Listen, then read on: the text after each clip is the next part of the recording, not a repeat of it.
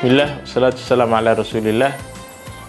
مقعي قواتر سكريدة هريف waxaan ahay dhakhtarka qaliimada guud iyo qaliimada casriga ah ee laparoscopiga hospital Yardamili.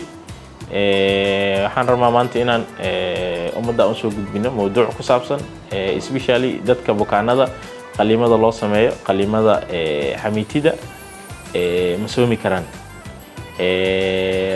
saa ognahay ramadaanka waa bil cibaado oo Ilaahay subhanahu wa ta'ala uu nagu maneestay sidoo kale waa bil caafimaad ah. marka bukaanada loo sameeyo qaliimada especially qaliimada xamiitida ah waxaan u kala qaadaynaa labo dadka loogu sameeyo qaliimada laparoscopiga ama laserka iyo dadka loogu sameeyo qaliimada furitaanka ah. dadka qaliimada loogu sameeyo baalka maxaa lahaay laserka ama laparoscopiga haddii ay joogaan qofka loo sameeyo 2 isbuuc kadib wuu soomi karaa soonka hadduusan markaas qofku uusan ku dhagnin xanuun ama xaalad daran.